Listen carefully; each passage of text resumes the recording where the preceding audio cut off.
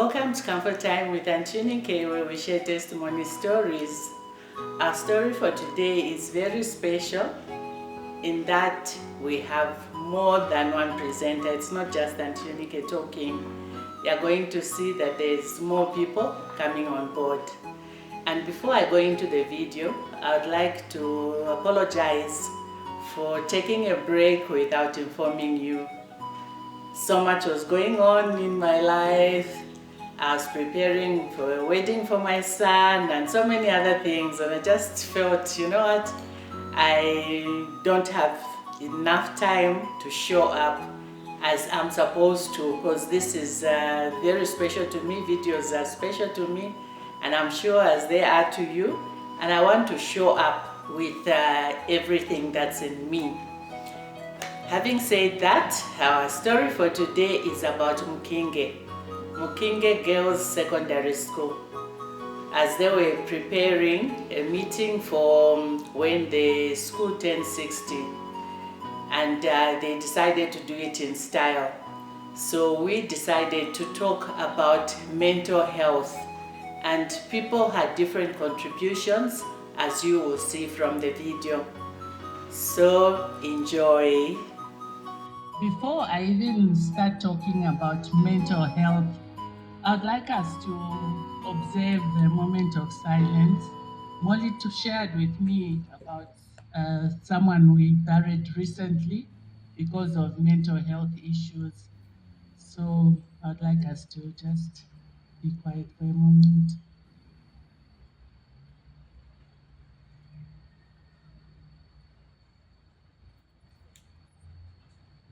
May her soul rest in peace. Yeah. So I find that, mental health or depression, as we were hoping to discuss, comes mostly from expectations. We have different expectations. We have childhood, even adult relationship traumas that we have not healed from, that we have not addressed. So because of that, we end up having situations which overwhelm us. I feel that all of us have something to share, and there's so much that I can say about mental health issues, but I would like us to interact. So I would like each one of us to say something. If you have questions, you can ask. That way, all of us will learn from all of us, instead of me just giving my point of view. So I'm giving it back to all of us so that we all share. Do we have any questions? Do we have anything that we feel will benefit all of us as we are here? That is the way I would like our presentation to go, if that's okay with you. Maybe to start with, what is mental health? Okay. Mental health, one thing we must realize is that mental health is as powerful or as necessary as physical health. We take, when you feel hot, your body is feeling hot, or you are sneezing, we can quickly run to the hospital to go and have ourselves attended to. But when we have something that is troubling us, when we are sad, when we feel, we are being mistreated, we never take time to find out why we feel like that and what we can do about it. And it's from such issues that we end up escalating into other issues, like now committing suicide, even hurting other people. It's because we have not addressed little things that when they came up, had we addressed them, would not have such issues. So it's basically just us attending to the needs of our mental health as well as we do to the needs of our physical health. So I'll try to push, but please follow me and chip in. In Zambia, in our culture, even when we get married, when you are taken to through through counseling and you are being told how you are going to live in this home with your husband, usually they will tell you these problems, they are supposed to be kept inside the home. Or you go and share with Banabukombe, people like that. So generally as a people, culturally, we have never been taught how to confront issues. We have been told how to bury them and just shipikisha. And that's the shipikisha club. When people are getting married, they'll say, "Welcome to the Shipikisha Club," because it's an institution where you are not permitted to talk about how you are feeling, what is going on in the home. We have these sayings, inga ndakuikumbwira pa mtenge. So how do we come out of this as a people to address these mental issues? Because our background and the way we have been brought up says, hold on to whatever it is you're going through. If you share, it is a sign of weakness. Thank you so much. That's a very cardinal input. I think one of the ways that we can address this is what is happening here. Unless we come out and talk about these issues, we will never ever come, bridge this gap that we are facing. People are dying, people are hurting because they can't talk about it. Once you shine a light on any darkness, then we'll see that things will now be different. So one of the ways and the best way is to discuss, come up with such functions where we can talk about it, go to different channels, TV, radios, YouTube, anywhere, and discuss and share. So many of the issues have been shared on my channel about live testimonies of people who have gone through very difficult periods. And my channel's handle is Aunty Yunike, AUNYNTY, and Yunike is YUNIKE. So if you go to my channel, you'll find different topics about people who have come out, and a lot of people are now coming out to share their stories because they have seen that these stories are helping others. When you have not heard of someone who was battered, you have not heard of someone who was killed, you'd think all is well. But when you come out and see someone testifying about what they went through, how they came out of it, how they survived, that will encourage you to also do the same and to also share with others. I shared of two ladies who came to my house. They just said, "We've just discovered your channel and we are so sad, but we wanted to meet you."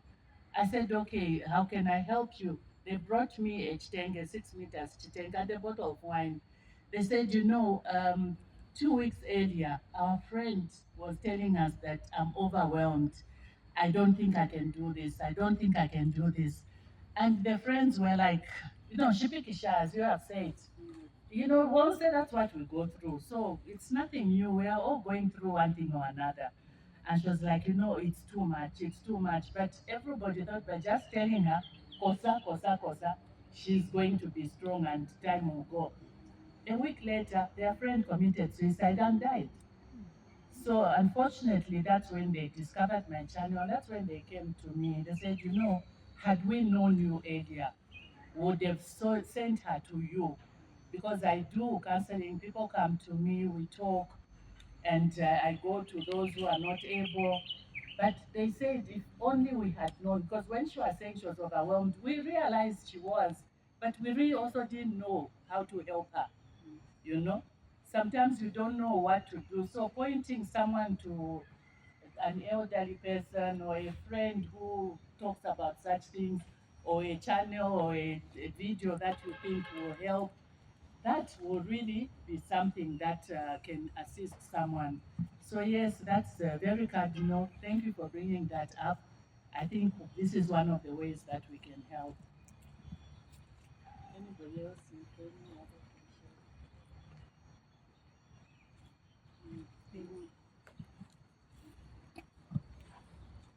I wanted to say that the problem is sometimes that people are going through is that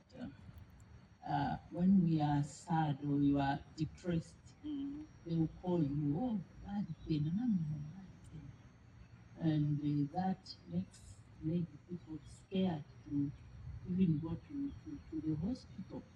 Like, for instance, Chainama, we all know, oh, I left Chainama. No, no, no, no.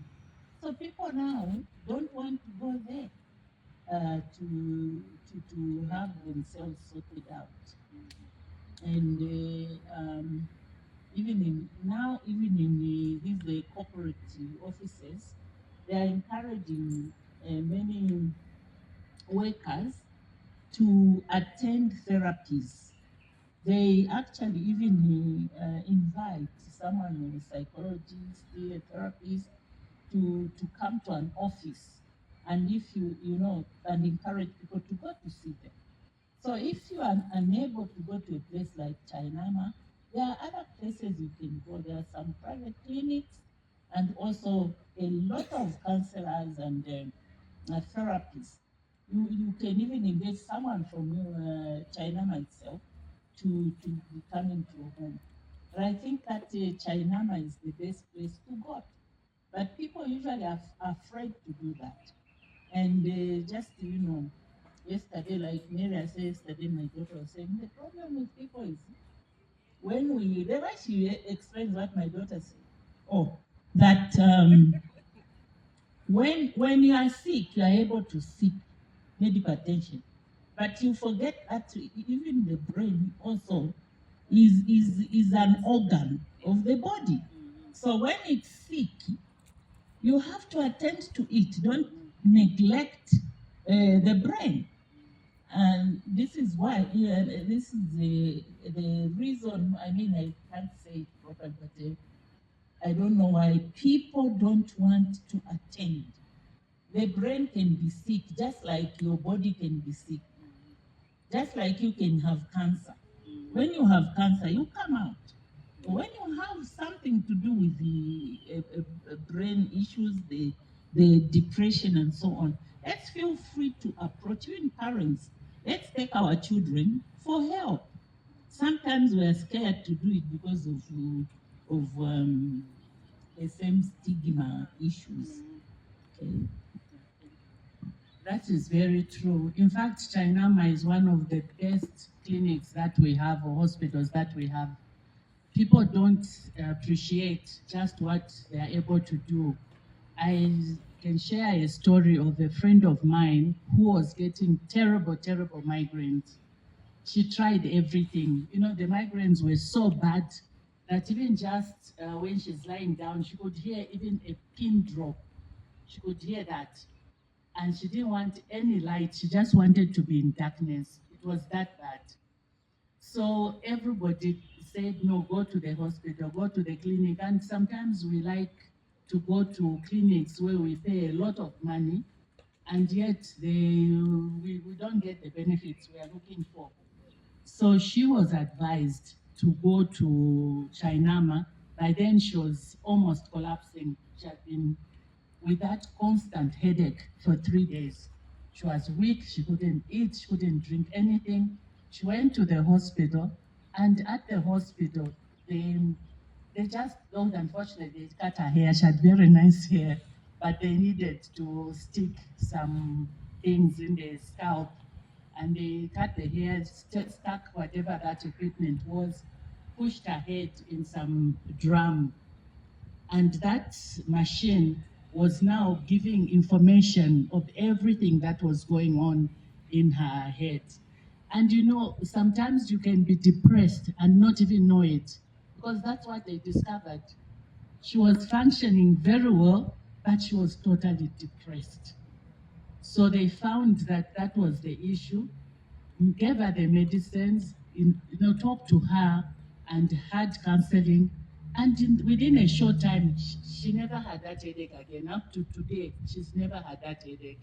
So Chainama is one place that we should not underestimate, and we should not stigmatize. And we are the same people who can help others to remove that stigma from what Chainama is.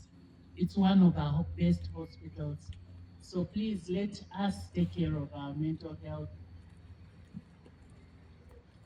you said something there. How do you recognize the symptoms of depression? How do you recognize depression? Because, like the example you have given, she was having migraine headaches, and this is a headache. So to her, it was coming through like it's just a headache, and but it's severe, and it's reached that stage where she has to be in a dark place. How can a person know that this now is a mental health issue and not just a headache because I haven't hydrated, I didn't drink a lot of water or something? How would you know that now apa ni brain yamene ifunika tandizo? Thank you very much. How you can know that you are depressed is when you are not experiencing any joy. Because when you are joyous, you are able to deal with, small things that annoy you, and you forget about them or you deal with them. You know that you're okay. But when you are depressed, and unfortunately, there are people who are working very well, and we, the same people, we are the ones who even say, that one, he or she is really killing it. Someone is so depressed, they are just performing to not address the issues, that the underlying issues. So all they do is, I got an A in here, I filled this contract, I did this, and we're busy cheering them on. Those same people are the ones who are actually even more depressed because they don't have time to stop and acknowledge what is going on in their lives. So when you see someone hyper performing, someone doing very well, stop. Tell them to just stop and acknowledge, enjoy. Some they just work. They never take time to enjoy anything. They don't appreciate the good that is going on in their life.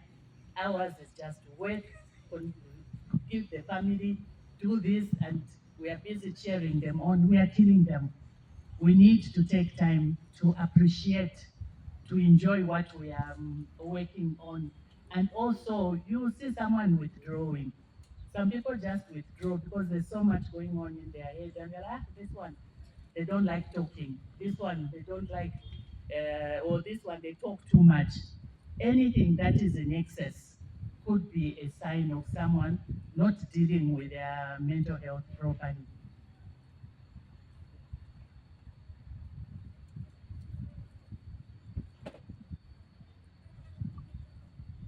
I would like to speak also on mental health, because usually when we hear mental health, we're talking about, or we're thinking about somebody running in the streets without clothes.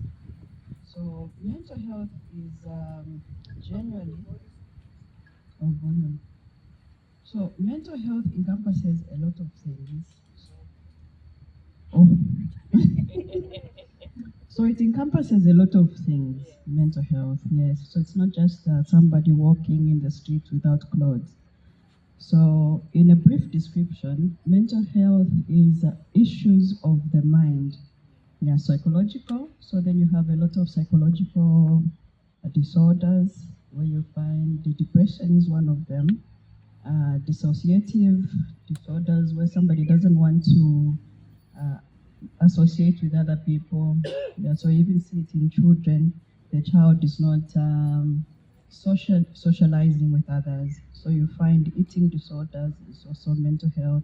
You find a lot of personality disorders. You have what you call bipolar. There are so many things. Yes. So I would urge all of us to be a sister's keeper, because somebody who's going through mental health doesn't even realize it. Yes, so we have to look for the signs. These ones I've grown up with them, so they know Gwen is this character. So how come Gwen at functions is never there? Gwen is not picking up calls. So those are signs that we need to pick, because a person who is, now when you're trying to clinically diagnose somebody as depressed, means they're already gone. So it is our duty, our task to look out, even in our children, who are post-traumatic stress disorders. Yes, you go through trauma, you get, so those are going to lead into mental health. Yes, so it's unfortunate that in the culture of Africa, Zambia inclusive, we don't talk about these things. Yes, even if something is hurting you, you are told to be strong, be brave. Let's talk about what we are going through. Another thing is expectation. So growing up, you know that when you grow up, you reach a certain age, you're supposed to get married, you're supposed to have children, you're supposed to have a job. Your children should be smart in school, they should be graduate. So then if you find things are not turning out like that, those also lead to anxiety disorders and lead to mental health. So let's support one another, let's support the people that we see that they are struggling. So we talk about stigmatization in Africa, Zambia inclusive, stigmatization. You see somebody going even just to hospital, you start talking about them. So I think those of us who are enlightened, we need to also bring awareness to these issues. Yes. Otherwise, I'll talk forever and ever, but thank you. No, thank you so much. That is so true. And issues of, you talked about bipolar. You know, it's really sad that we don't realize normally the brain, as was explained by Molly, is also an organ of the body and needs to be taken care of. But when you overlook it, you are not doing the needful. The brain finds a way of dealing with whatever issues, you know, if it's overwhelmed, it will start behaving in a way that will make itself not let off steam. And one of the ways is you find that someone has is overwhelmed because maybe things are not happening at work or maybe things are not happening in their marriage. Another character comes up in them. You find someone who was always very quiet is, you know, functioning on a different level, and you're like, you know, what's going on? That's the brain now trying to save itself. I'm sure you've seen physically when someone's leg or any limb is amputated, that person will continue functioning as if the limb is still there because the brain, that pain is too much. So the brain cannot afford to allow that pain to be accessed properly or normally and gives allowance for you to at least have that breather.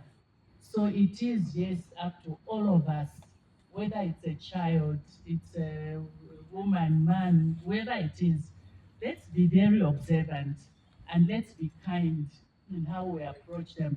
When you say that one is mad, or sometimes you find someone went to Chainama, they were treated, they were okay, but when they come out and they're trying to do the best that they can, the people around them are not going to accept that they've been through that process.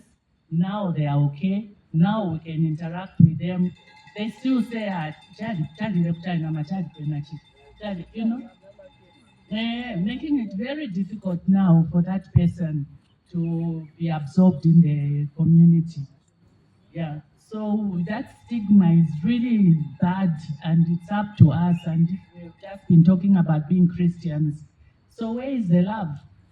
You know, if we bring love first in everything that we do, we are going to be kind, we are going to be compassionate, and we are going to make it easy for others to survive. Yeah. So I just wanted to share something about the niece that I lost on Sunday. She's my late sister's daughter. That girl started suffering from I think maybe it's bipolar from maybe the time she was in grade 9, and the parents didn't know why she was behaving the way she would behave. You know, she had very bad moods and anger issues as a child. Sometimes she would break pots and pans in the house and so on.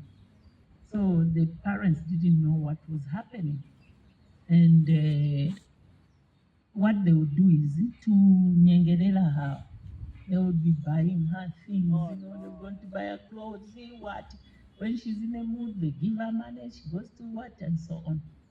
Until much later, the mother, being a nurse, realized that there was something wrong with this child, Kanshi. And I don't know who advised her to take her to the psychiatrist doctor in UTH. She was an only child? No, she was the youngest. Oh. She had two older brothers. So that's how she started secretly taking her. She didn't want Chainama or anywhere, secretly taking her. And then, to be very difficult. The doctor says, okay, let her be on these medications. She wouldn't want to take any medication. So they would force her sometimes, they inject her for a month. So at 1 month, she's all right. But she was very depressed, antisocial, and she would say, no, people are laughing at me when I'm walking in the road. I just in grade 10, no, they are laughing, they're saying I'm flatty, they're saying what? Sometimes food, she says, no, somebody has spat on this food, I don't want to eat. So she wouldn't eat, she wouldn't do. And by the time the mother was telling me about that problem, she was already in maybe grade 11 or 12, and she didn't do very well at school. So the problem now was she couldn't go to college because she couldn't mingle at that stage. She didn't want people. Just on her own, you should go come, go come. And the biggest problem is that she was in denial. Yeah. She was in denial, therefore she couldn't accept medications. And the other problem was that the parents were also in denial. They did not want to confront her by telling her that you have a problem, psychiatric problem. You have bipolar and you need help. You need help or you won't get better. So I would tell them, please take her. Take her. They start giving her therapies. And they would. So the times that then in 2020 the mother died, and she was very dependent on the mother. She was maybe 21, 22, but she behaved like a 10-year-old because she was so spoiled. When the mother died, things spiraled out of control. I started taking her for prayers and also encouraging the father to take her for medications and counseling. But it was a bit difficult because I'm far away and they are there. So every time tell her to her face that she should go for. They were scared to do that. So there would be times when she would agree for the injection, and it was expensive. I don't know how much it cost for a month. She would take it maybe 3 months. After that, she doesn't want, and then she would go into these episodes. So this time, it was just an evening. She was okay all morning or afternoon. Evening, she just went, yeah, I'm suffering, I'm suffering. What's wrong? By the time they realized, she walked out, went to buy the cockroach insecticide, came back in her room, drank it. When the father heard it, Mama gasping. That's when he opened and found that she was gone, she was unconscious, but she couldn't survive. And so the thing I wanted to say is that sometimes the problem would be the denial. The child is in denial, they don't want medication. Two, you are too scared to be tough on her and tell her you are really ill, let's do this. So that was the issue. So when we were living nearer to them, when we were at DK, it was easy for me to go home and talk to her, pray with her, like that. So when I was a bit far, it's like maybe she didn't have many people to confide in. And that's how she, just one day, she took her life. It is so sad. Yeah, so you see, it's up to us. It's all of us. It can't be one person. And it's unfortunate that a parent should be scared of their own child. They noticed that they had, that's why I was asking, was she the only child? Because normally, at least by the time you're having a third child, you've experienced how other children are behaving. So it was easy for them to see that this child is not behaving the way others were behaving. And then take that child now to someone to look at and help her. But they just allowed her to go spiral like the way she did, which is very unfortunate for a parent. So it's us parents, us sisters, us, all of us friends. And I really value Molly. Molly is a very special girl. I don't know how she was at Mukinge, but when we were growing up, she was my special, special girl. Up to now, my family know Molly. Molly still features. I said Molly will always feature. She's a very special person. She's kind, compassionate, and giving. So we need to be there for each other. Yeah. So thank you very much. Unless someone else has something else. I just wanted to mention that most of these things starts from love. Do we love ourselves first? And if we don't love ourselves, we can't love anyone else. Yeah, I can give an example. I've had people who say, like I go to the hospital and because I'm feeling something, then the doctor tells me, oh, actually you're okay. Then I just say, I actually wasted my money. But there's another person who say, oh, thank God I'm okay because I have been told. And then all this, I could be a parent and going through a problem because I have a child. I have two children. My eldest one is 18. So I could have a problem with my child I cannot share. And now I am learning that even when I'm with certain friends, I should be careful what I'm saying because I could be praising my child and my friend next, he has a problem with their child. So in that case, they won't be able to be free to talk to me. I am very fortunate. I have very good friends. I am married in Kenya, and I would say that I don't have a good family, but I don't have somebody who will stand quickly and come to me because I have a function.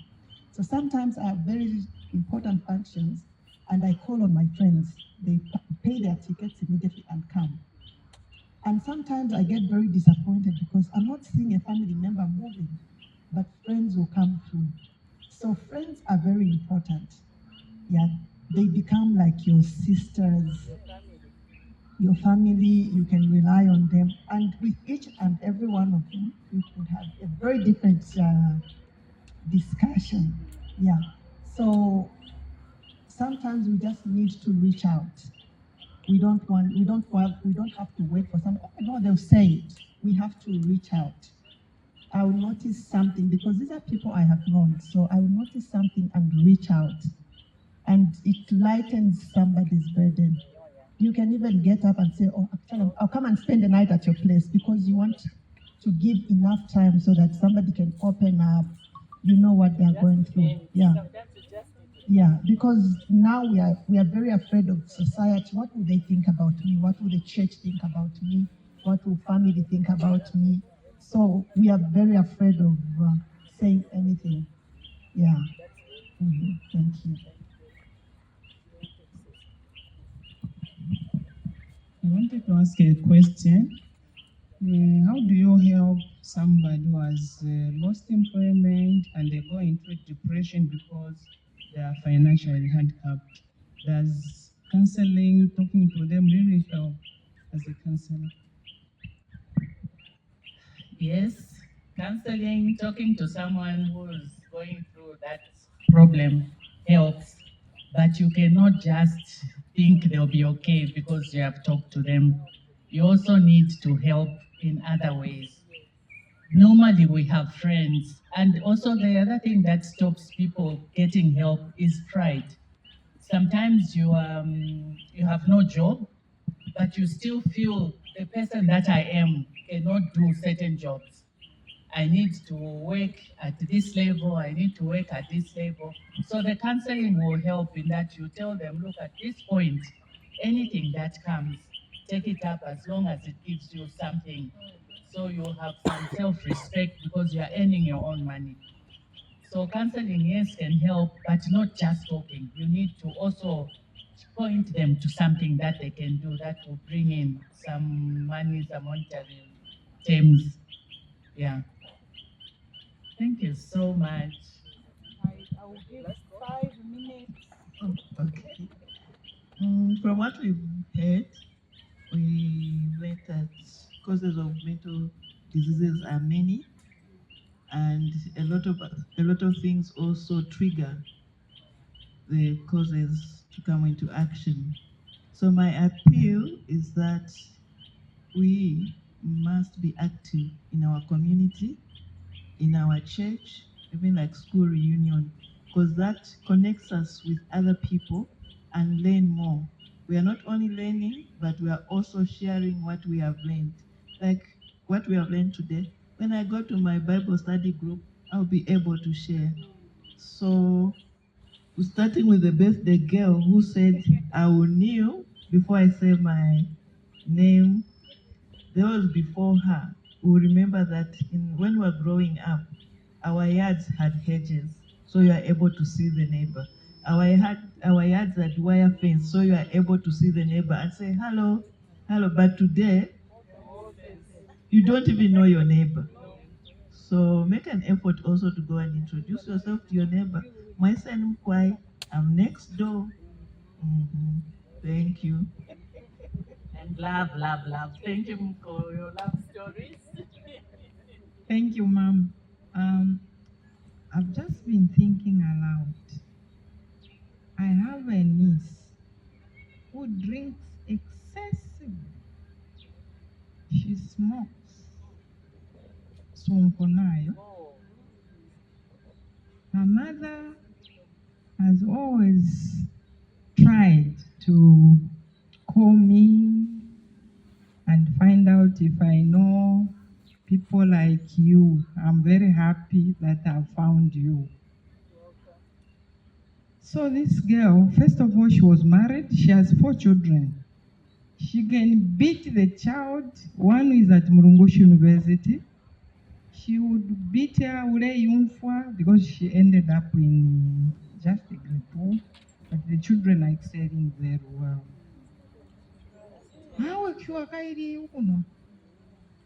So, Mom, I think I'll have a private talk with you. Thank you. Thank you. Thank you so much. And we talked about love, self-love. I think that is cardinal. You can't give from an empty cup. So first you must love yourself. I know these days you see people always on social media. No one wants to sit and think or in a quiet place. Every time someone is, you can't even have a conversation, you can't even have a meal at home. Everybody is on their gadget. So we need to discourage that and we need to love ourselves. We need to hear ourselves think. That is the only way when we'll be capable now of seeing what is around us. Thank you so much, Molly. Bless you. So I pray that the video was helpful and the contributions from everybody else was also helpful. Always remember that mental health is as important as physical health. We should always remember that just as we take care of ourselves when we feel ill physically, we should also always go and seek help when we don't feel right in our minds, in our head, in our heart. So Comfort Time continues. Please always continue to like our videos, subscribe and share widely. Comfort Time continues. See you in the next video.